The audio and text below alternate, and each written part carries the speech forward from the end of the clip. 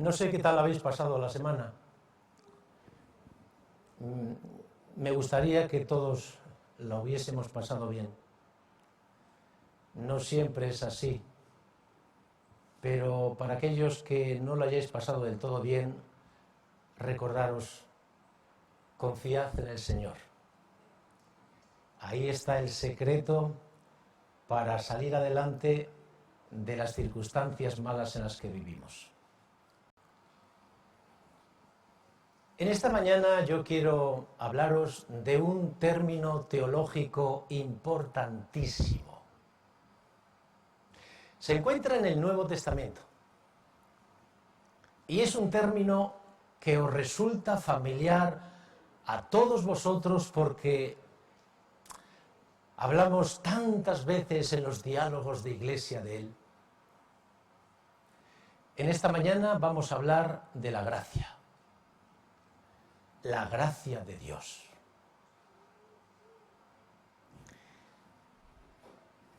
¿Me permitís que comience haciendo una pregunta?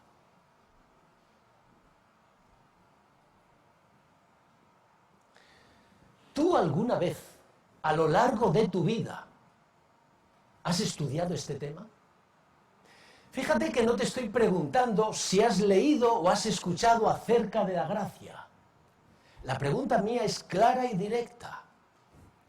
¿Tú alguna vez, a lo largo de tu vida, has estudiado este tema?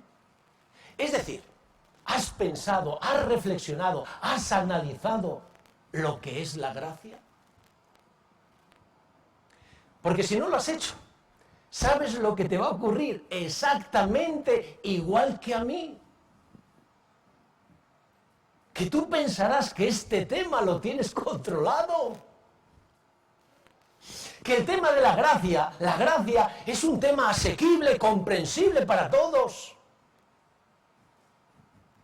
Y eso no es así. ¿Te hago una confesión? Cuando yo preparaba este tema, me di cuenta de dos cosas. Por un lado, me di cuenta que había varias cosas dentro de la gracia que yo entendía mal.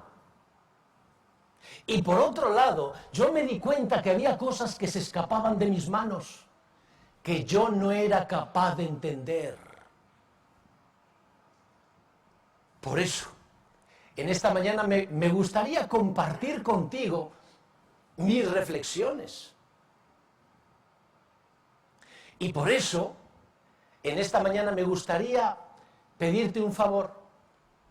Deja tus preocupaciones así de lado, durante un poco.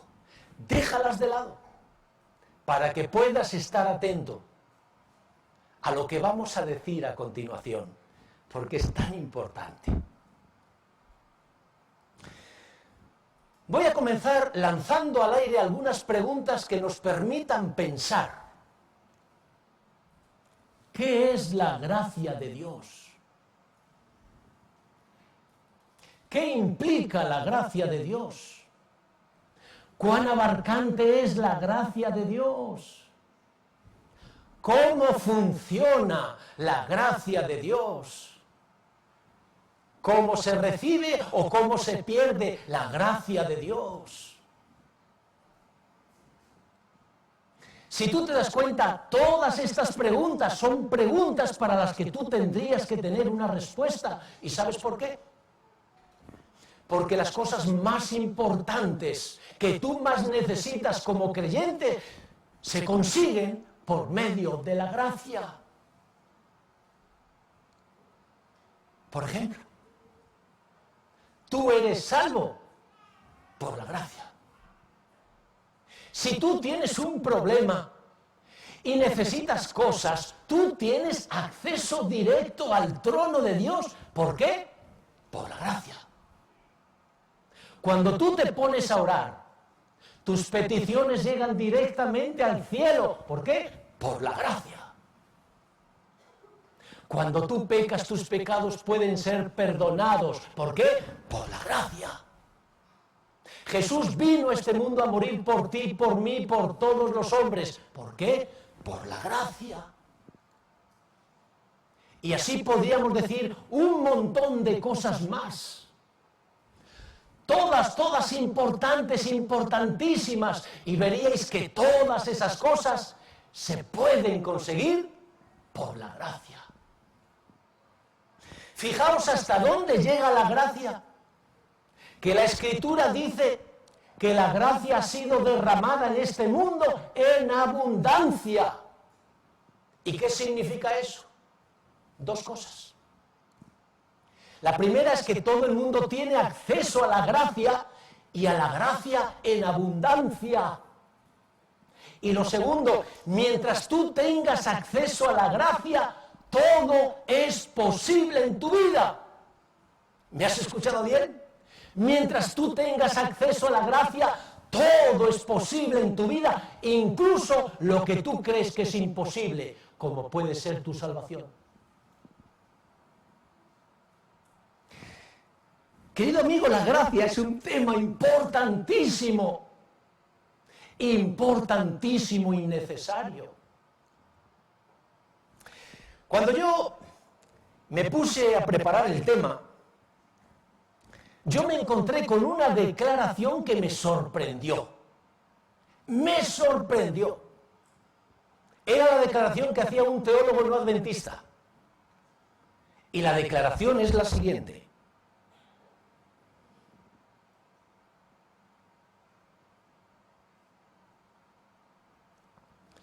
La gracia de Dios es algo que jamás podremos entender en su total dimensión. Yo voy a repetirla. La gracia de Dios es algo que jamás podremos entender en su total dimensión. Y cuando yo leí esta declaración que me sorprendió, yo me hice una pregunta. ¿Qué es lo que nosotros no podemos entender de la gracia? Y para poder responder a esta pregunta, ¿sabéis lo que hice? Cerré los ojos y me puse a pensar. Y después de pensar un buen rato, yo hice 4 descubrimientos que me gustaría compartir con vosotros. Primer descubrimiento.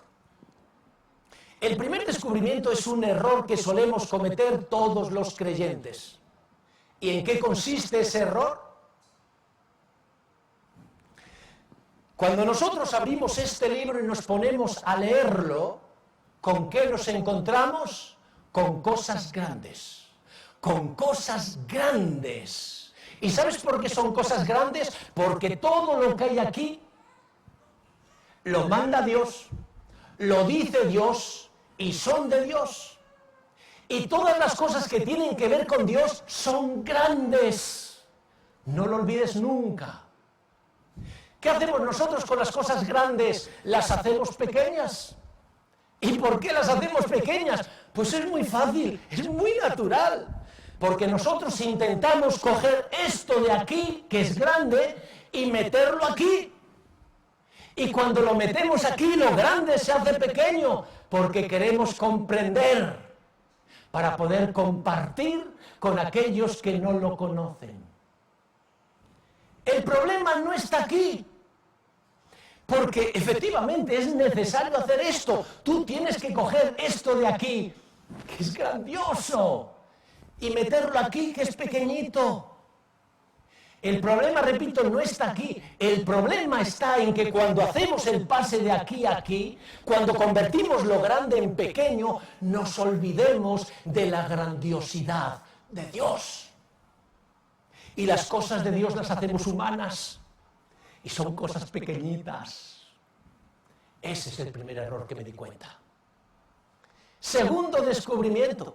¿Tú sabías que la gracia no es una cosa concreta? Es decir, la gracia no es como el perdón. Tú pecas, te arrepientes, pides perdón a Dios y Dios te dice, te perdono. Eso es algo concreto. La gracia no funciona así. ¿Y entonces cómo funciona la gracia? Presta atención a lo que voy a decir a continuación. La gracia es la actitud bondadosa de Dios frente al hombre pecador. Yo te lo voy a repetir.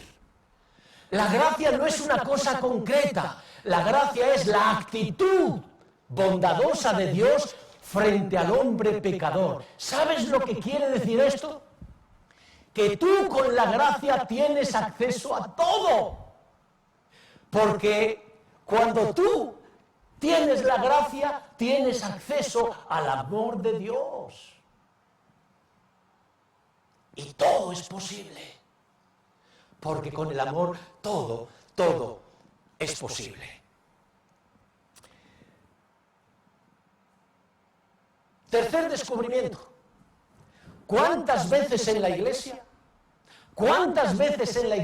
hablamos de la ley y de la gracia? ¿Y qué pasa? ¿Esto está mal? No, si esto está en la Escritura. ¿Dónde está el problema? En cómo interpretamos nosotros la ley y la gracia. ¿Sabéis normalmente cómo la interpretamos? Que la ley es lo contrario a la gracia. Y esto no es así. Fíjate en el siguiente planteamiento. Si la gracia de Dios es buena, buenísima, y nadie lo discute. Si la ley es lo contrario de la gracia, entonces, ¿qué tenemos que decir de la ley? Que es mala, malísima. Porque lo contrario de lo bueno, buenísimo, es malo, malísimo. Y todos sabemos que esto no es así. Porque todos sabemos que la Escritura dice no solamente que la ley es buena, es que dice que la ley es santa y la ley es justa.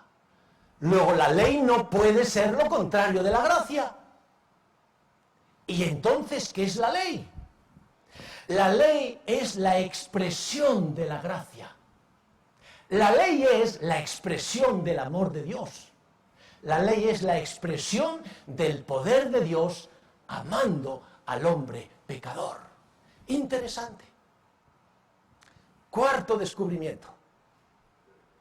Si la ley no es lo contrario de la gracia, entonces, ¿qué es lo contrario de la gracia? ¿Tú te lo has planteado alguna vez? Repito la pregunta, tienes unos segundos de pensar.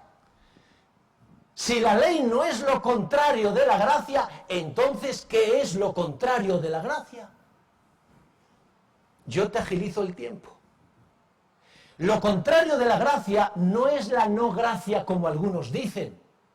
Lo contrario de la gracia es la razón. Y como posiblemente esta respuesta te sorprenda, por favor, permíteme que yo me explique. ¿Cuándo comienza la gracia? Y tenemos que decir, la gracia comienza cuando comienza el pecado. Por eso, la gracia es el medio que Dios ha provisto para liberar al hombre de su condenación. Cuando hablamos del plan de la salvación, amigos míos, esto es una grandiosidad. Si tú intentas entender el plan de la salvación con la razón, ¿tú sabes lo que te va a pasar? Que muchas veces te vas a encontrar en un callejón sin salida. Y vamos a verlo con dos textos de la Escritura. Los dos textos se encuentran en el capítulo 5 de Romanos, donde vemos dos declaraciones muy interesantes del plan de la salvación. Mirad. Primer texto. Por la transgresión de un hombre vino la condenación a todos los hombres. Si tú te pones a analizar esta declaración con la razón, ¿sabes a qué conclusión vas a llegar? Que esto que se dice aquí no es justo, no es razonable y no es correcto. ¿Y sabes cómo se llama eso? Un callejón sin salida, porque como un Dios justo puede hacer algo que es injusto. Segundo texto, que es del otro lado. De la misma manera, por la justicia de un hombre, vino a todos los hombres la justificación de vida. Si tú utilizas la razón para entender este texto, tú llegarás a una conclusión. Esto que dice aquí ni es justo, ni es razonable, ni es correcto. Es decir, vuelves a encontrarte en un callejón sin salida. Porque ¿cómo un Dios justo puede hacer algo que sea injusto? Ningún juez en esta tierra aceptaría estos dos planteamientos como válidos.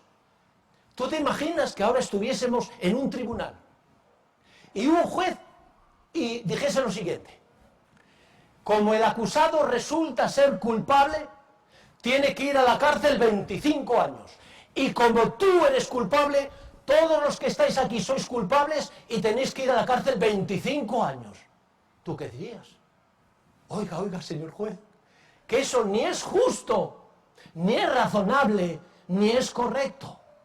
Ahora imagínate el otro lado. Puesto que el acusado es inocente, entonces todos los presos, todos los culpables son inocentes y quedan libres de la prisión. ¿Qué dirías tú? Pero señor juez, es que eso que usted ha dicho no es ni justo, ni razonable, ni correcto. Y ahora llega la gran pregunta. ¿Por qué aquí abajo no? Eso no funciona. Y sin embargo arriba sí. ¿Por qué? Amigos míos, la respuesta es fácil. Porque en esta mañana no estamos hablando de las leyes humanas. Las leyes humanas se apoyan en la razón. Pero nosotros en esta mañana estamos hablando de la gracia. Y la gracia no se apoya en la razón, sino que se apoya en el amor. Y el amor va mucho más lejos que la razón. Te pongo un ejemplo. Se cuenta que un día, un joven, 20 y tantos años, se presenta delante de su padre y le dice: papá, quiero decirte que me quiero casar con fulanita. Y el padre le dice: hijo, mira, fulanita no te conviene y te voy a dar 3 motivos para convencerte. Primero, fulanita no es creyente como tú eres. Segundo, fulanita no tiene la preparación que tú tienes. Y tercero, fulanita tiene un pasado un poco turbulento. El hijo escuchó a su padre y le dijo: papá, tú tienes razón en todo lo que me acabas de decir. Pero ¿sabes una cosa? Yo la amo. El padre, cuando escuchó aquello, intentó volver otra vez a la carga para quitarle de la idea. Le dijo: hijo, piensa con la cabeza, no pienses con el corazón. Y el hijo le dijo: papá, yo no puedo pensar con la cabeza porque yo amo con el corazón. Amigo mío, ¿qué puede hacer la razón delante del amor? Nada. No puede hacer absolutamente nada. El padre puede darle a su hijo argumentos razonables de tanto peso, pero frente al amor, la razón, los argumentos se desmoronan. No funcionan. Por eso se dice: cuando el corazón habla, la mente guarda silencio o asiente. Recuerda esto: el plan de la salvación, la gracia, no se apoya en la razón, sino en el amor. Y ahora llegamos a una verdad que nunca deberíamos olvidar. Cuando nosotros hablamos de la gracia, ¿qué es lo que hacemos? Siempre la tratamos con la razón. Por eso, o no la entendemos o la entendemos mal, porque la gracia no depende de la razón. Volvemos a la declaración teológica. Repito de nuevo, la gracia de Dios es algo que jamás podremos entender en su total dimensión. Cuando yo leí esto, yo me hice una segunda pregunta. La primera ya os la he contado. Pero yo me hice una segunda pregunta. La pregunta era esta. Si nosotros no tenemos la capacidad para comprender la gracia, ¿por qué Dios nos la dio? Y entonces me puse a pensar también para buscar o encontrar una respuesta a esta pregunta. Si yo algo no lo entiendo, ¿por qué Dios me lo da? ¿Y sabéis la respuesta? ¿Sabéis la respuesta? La mejor respuesta que yo encontré. La mejor respuesta es que... No te preocupes, Meilin. Eso es lo único que puede hacer llorar, así que déjala. La mejor respuesta que yo encontré es que Dios no nos dio la gracia para entenderla. Dios nos dio la gracia para aceptarla y para disfrutarla. Y esto lo podemos entender muy bien nosotros. Vivimos en la pandemia. ¿Recordáis tiempo atrás lo que se hizo con nosotros? Nos enclaustraron en la casa. Y ahí no podíamos salir salvo que tuvieses un perro, que fueses a trabajar, o alguna cosa de urgencias o así, pero si no, ahí. Y estuvimos un día y otro día y otro día, y llegó un momento en que levantaron la restricción y dice, señores, pueden ustedes salir de su casa.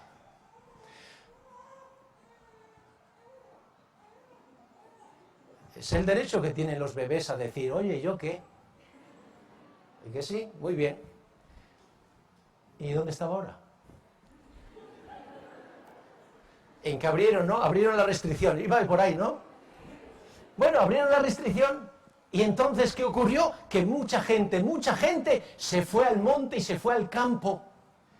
¿Y para qué se fueron al monte y al campo? Para disfrutar.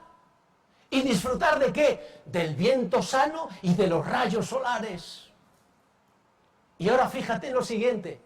Yo estoy seguro que la mayoría de la gente que salió al campo no conocía las leyes de los vientos y de los aires.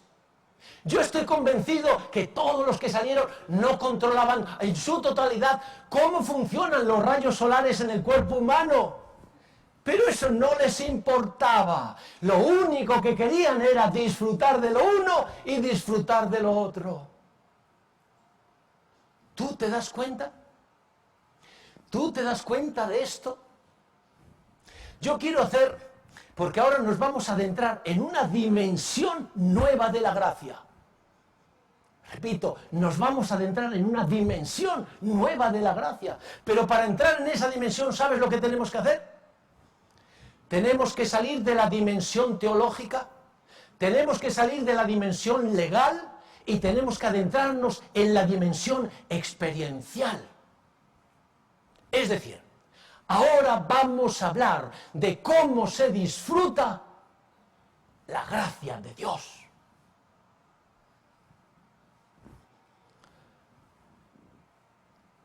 Una pequeña aclaración. ¿Sabéis que nosotros, yo la he llamado la dimensión olvidada de la gracia? Porque el creyente le gusta moverse en la dimensión teológica, en la dimensión legal, pero no en la dimensión experiencial. ¿Y por qué? Porque no quiere caer en la trampa de lo que se conoce como la gracia barata. Así que como no queremos caer en esa trampa, me muevo en esto de aquí y dejo esto de aquí. ¿Tú te das cuenta del problema en el que caemos? Es que la dimensión teológica y legal de la gracia tú no la puedes entender. Lo único que puedes entender es esta otra dimensión que se llama disfrutar de la gracia de Dios. Pero como la rechazamos porque creemos que es peligrosa, entonces pasamos nuestra vida, toda nuestra vida, ¿cómo? Viviendo la fe con angustia, con dudas, con incertidumbre. Interesante. Vamos a adentrarnos en esta dimensión. Se cuenta que hace mucho tiempo un gran magnate se presentó en una aldea, 15 familias, para hacerles algo bonito.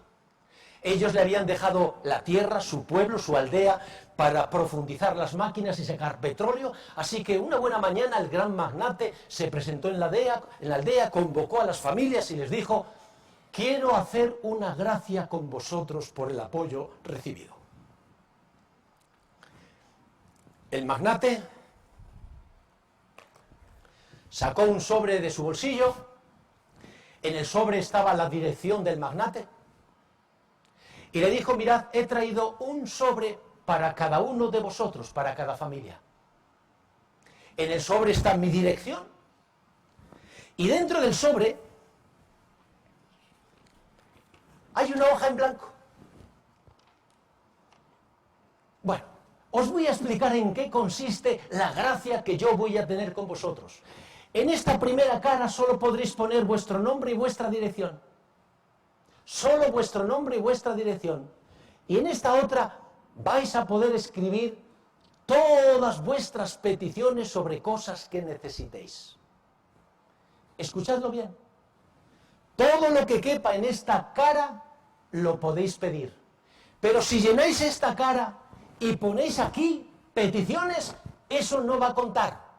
Así que solamente aquí. Cuenta la historia que un aldeano levantó la mano y dijo: solo por aclarar, ¿podemos pedir todo lo que necesitamos? Y el magnate dijo: sí, todo. Así que cada uno cogió su sobre, se fue a su casa, reunió a la familia, se sentaron alrededor de la mesa y empezaron a ver cuántas cosas necesitaban y empezaron a escribir. Y venga, hasta que terminaron. Cuando terminaron, cerraron la carta, la metieron en el sobre, fueron a correos, lo echaron en correos y a esperar. Al día siguiente, el magnate empezó a recibir las cartas y las empezó a abrir. Y curioso, le llamó la atención porque todas estaban llenitas. Es decir, la cara que ellos tenían para rellenar estaba rellenita. Sabía así en los párrafos, o sea, en los márgenes, todo, no cabía nada. Pero además es que todas las cartas parecían fotocopiadas. Necesito una casa nueva, necesito un tractor para el trabajo, necesito un coche para el desplazamiento, necesito electrodomésticos para la casa, etcétera. Todas igual. De pronto abrió un sobre. Y ese sobre le llamó la atención porque en este lado efectivamente estaba el nombre y la dirección, pero en este lado solamente había 3 líneas. 3 líneas nada más escritas aquí. La primera línea decía: yo solo necesito 2 cosas. La segunda línea decía: lo que yo necesito usted no me lo puede dar. Y la tercera línea decía: pero gracias por sus buenos deseos. Cuando el magnate leyó eso, oye, se ofendió. Y así todo nervioso dijo al chofer: llévame a la aldea y vamos a esta dirección. Así que llegaron a la dirección y llamaron. Cuando la puerta se abre, el magnate se queda así un poco parado, porque ¿quién abrió? Un anciano. Un hombre con casi 100 años, el más viejo de toda la aldea. A pesar de eso, el magnate entró en la casa y le dijo: ¿usted sabe por qué yo he venido a verle personalmente? Y el anciano dijo: no tengo ni idea. Y le dijo: yo vengo por su carta. Usted me ha ofendido. Vengo por 2 motivos. Primero, para que usted me diga cuáles son las 2 cosas que usted necesita. Y segundo, yo le voy a demostrar que yo puedo solventar sus 2 necesidades. Y el anciano le miró y con tranquilidad le dijo: mire, yo necesito 2 cosas. Y las 2 cosas que necesito son estas: paz y alegría. La paz se afinca en el corazón y la alegría se expresa en el rostro. Cuando el magnate escuchó los 2 pedidos, empezó a reírse. ¿Y tú crees que yo no puedo darte esas dos cosas? Y el anciano dijo, no.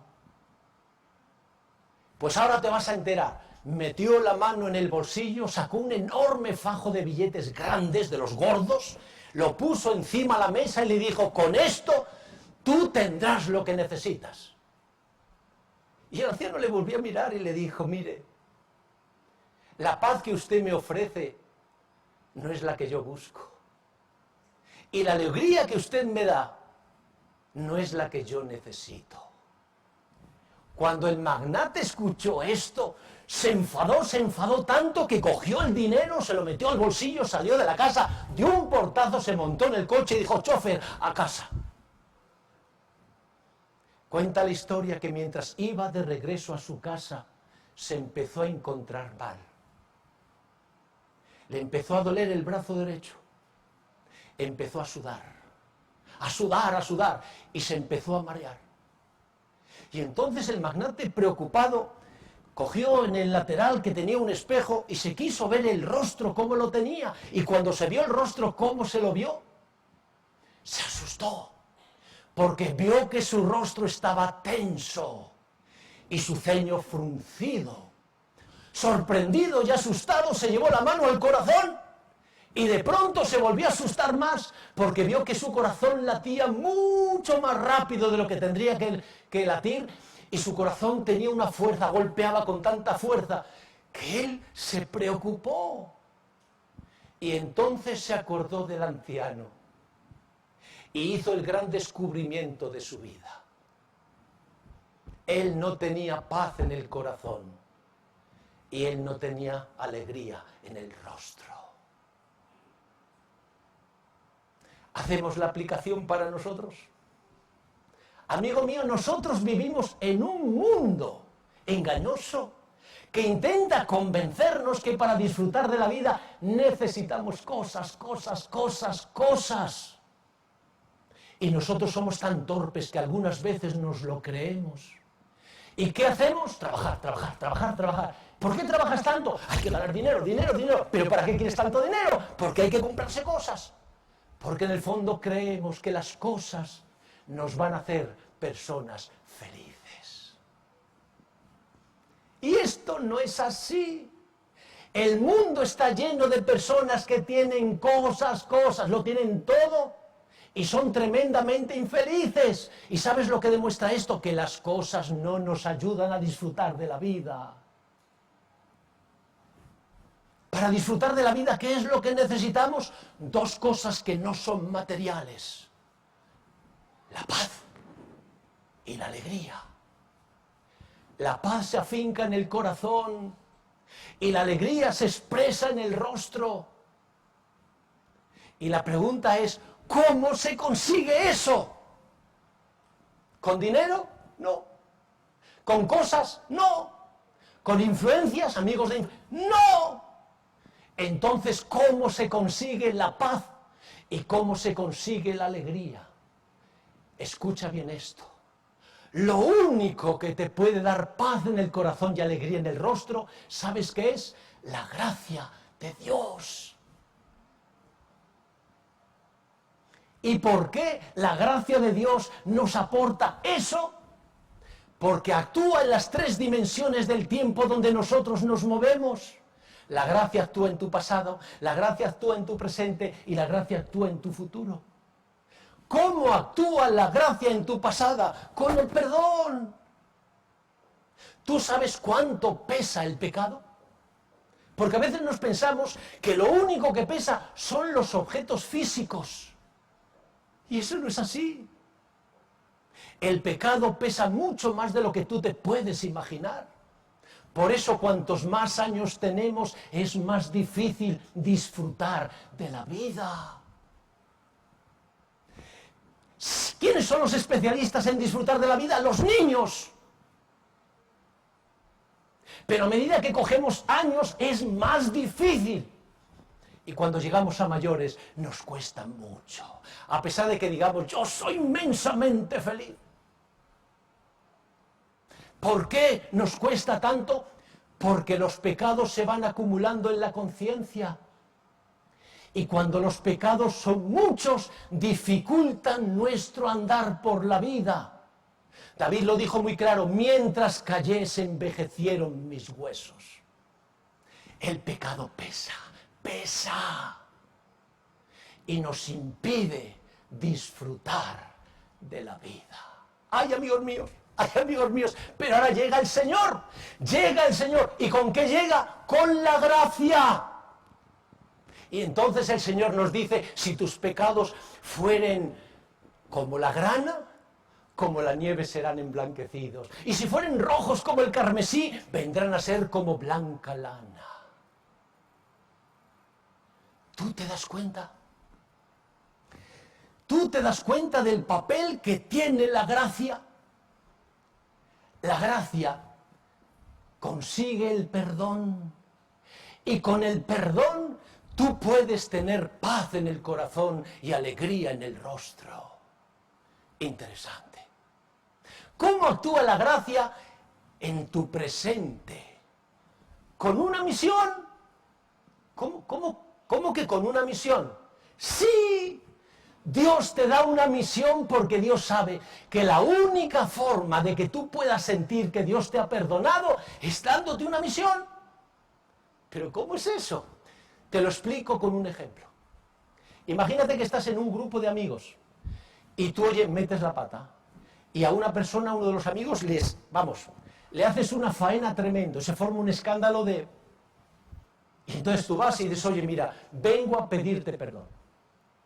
Y tu amigo te dice: yo te perdono. Bueno, te quedas tranquilo, te vas para casa y de pronto descubres una cosa. Tus amigos ya nunca te vuelven a llamar para salir con ellos. La pregunta es: ¿tú qué piensas?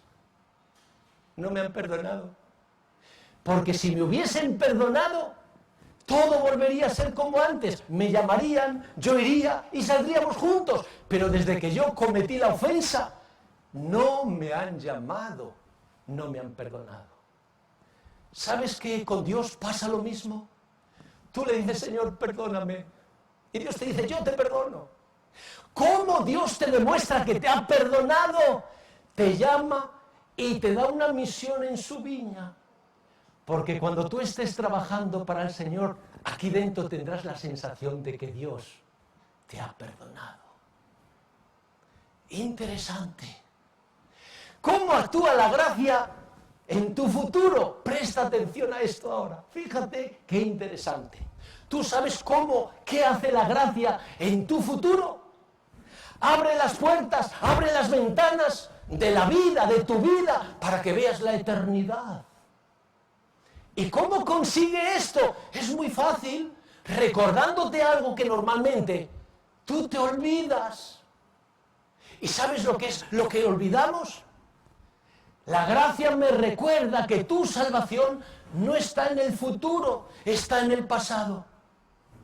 Tú no serás salvo, tú eres salvo. Cuando Jesús murió en el Calvario, produjo tu salvación. No olvides que Dios siempre vive en el presente. Dios sabe quién va a vivir. Y cuando Jesús murió, salvó a todos los que creyesen en Él. Ay, pero nosotros, ¿qué hacemos? Nosotros creemos que la salvación está en el futuro. Y cuando nos olvidamos del pasado, ¿qué es lo que vemos en el futuro? No vemos eternidad. Vemos un muro con un gran interrogante. Y ese interrogante nos dice: ¿qué pasará de ti cuando mueras? Hermanos, la gracia me recuerda que tu salvación ya ha sido hecha. Y ahora tú fíjate la función de la gracia. Si Dios te salvó cuando Jesús murió, y Dios te perdona todos los pecados que tú puedas cometer, cuando tú mires al futuro, ¿qué vas a ver? Eternidad. ¡Eternidad! Ay, pero llega la razón. Cuidado. Uy, esto es peligrosísimo. Porque te confías. No. Fuera la gracia. Y nos movemos en la dimensión teológica y en la dimensión legal. ¿Y cómo vivimos nuestra fe? Angustiosa. De forma que, ¿qué pasará contigo mañana? Uy, yo no lo sé. Aunque en la iglesia digas, yo por fe soy salvo, pero no me importa lo que tú dices cuando estás en la iglesia. Lo que me importa es lo que te dices a ti mismo cuando el enemigo te tienta y te tumba. Y tú caes y estás en el valle y te reconoces quién eres tú. Y en ese momento, si alguien te preguntase, ¿tú serás salvo? ¿Cuál sería tu respuesta? Por eso es tan importante la tercera dimensión. Disfruta de la gracia de Dios. Qué importante es este tema, qué necesario es este tema, cuánto necesitamos entender bien lo que es la gracia de Dios. Y yo termino recalcando 4 aspectos importantes de la gracia. Recuerda, la gracia es la actitud amorosa de Dios hacia el hombre pecador. Y gracias a eso, a la gracia, todo es posible para ti. Incluso algo tan increíble, tan imposible como es tu propia salvación. Segundo, recuerda que Dios no nos dio la gracia para que la entendiésemos. Dios nos dio la gracia para que la disfrutásemos. Por eso, ten en cuenta la dimensión teológica y legal, pero no te olvides de disfrutar de la gracia. Tercero, recuerda que para disfrutar de la vida no necesitas las cosas, necesitas paz y alegría. Y el único que te puede dar estos 2 ingredientes es la gracia. Y cuarto, recuerda que la gracia, además de ser abundante, es gratuita. Por eso, cuando tú te pongas a orar, no se te olvide nunca decirle, Señor, inunda mi vida con tu gracia, para que pueda ver la eternidad. Y viendo eternidad yo pueda ser una persona agradecida y confiada. Que Dios nos bendiga a todos. Amén.